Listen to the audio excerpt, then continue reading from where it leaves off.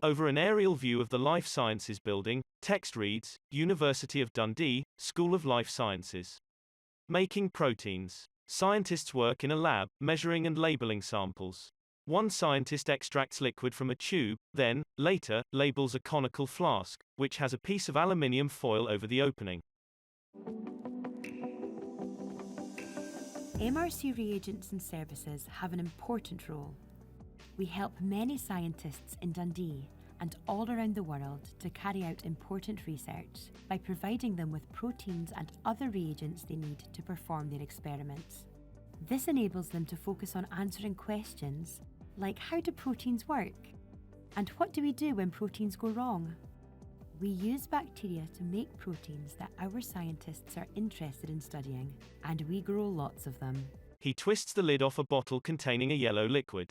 He pours the liquid into the flask.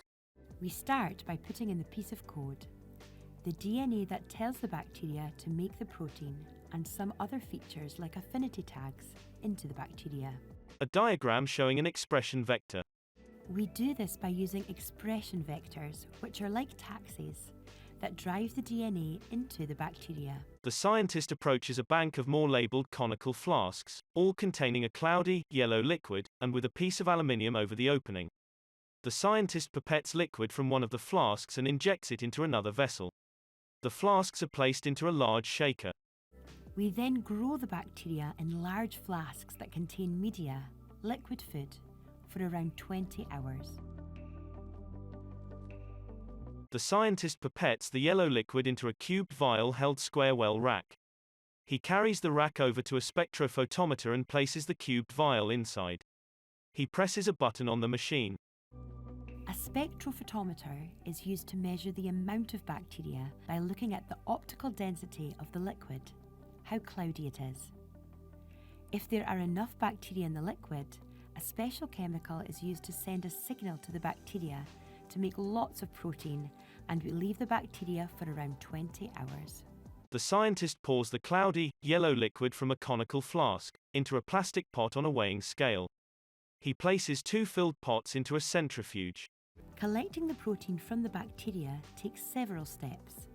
First, we remove the bacteria from the liquid they have been growing in by gently spinning in a centrifuge. He lifts one of the pots and examines the sediment that has gathered at the bottom.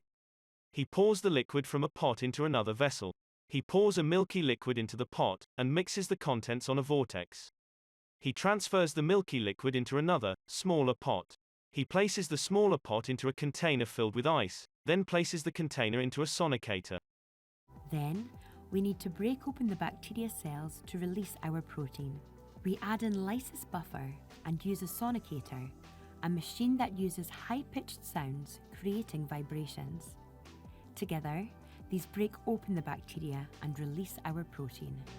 The scientist places the solution into a centrifuge again. He removes a pot from the centrifuge and examines it. This liquid is spun in a centrifuge at a high speed to separate the broken parts of the bacteria from our protein, which remains in the liquid part. White sediment collects at the bottom of the 2 pots. The scientist mixes a resin in a tube, then pipettes a small amount into one of the pots. He places the pot onto a roller mixer. We now need to remove the protein from the liquid, and we do this by using a resin that binds to the tag which is attached to our protein to fish the protein out of the liquid.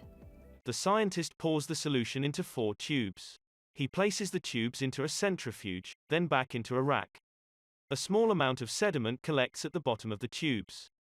The rest of the liquid part is washed away because our protein is safely stuck to our resin. The scientist places a series of small tubes into a blue 96 well plate. In a small pipette, he draws a clear liquid from a jar labeled elution. The protein slowly drips from a syringe containing the resin into the tubes in the rack. Now we need to remove our protein from the resin using a special solution called elution buffer.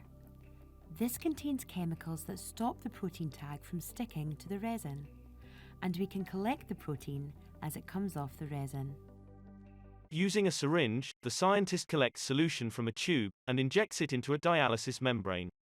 He places the dialysis membrane into a container of clear liquid, labeled dialysis buffer.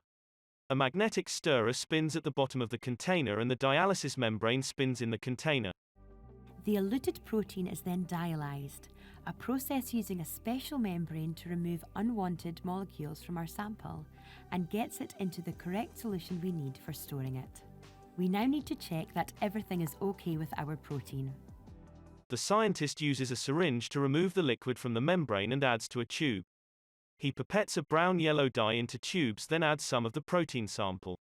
He uses a small, spinning machine to mix the dye with the liquid. The liquid in one of the tubes turns a bright blue. Firstly, we check the amount of protein made using a special dye. The brighter the blue color, the more protein we have made. He pours the blue liquid into a cubed vial. He places it into a machine.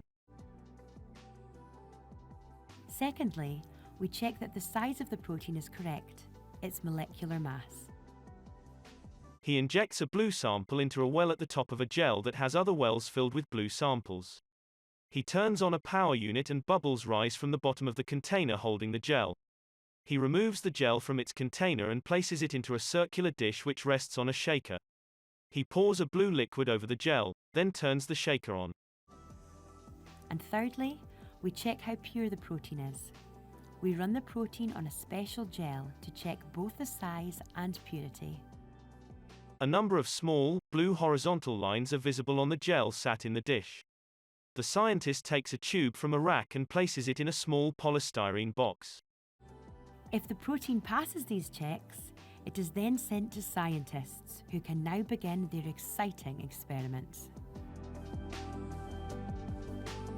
A black letter W appears over text to form the Wellcome logo. Text below reads, supported by the Wellcome Institutional Strategic Support Fund awarded to University of Dundee.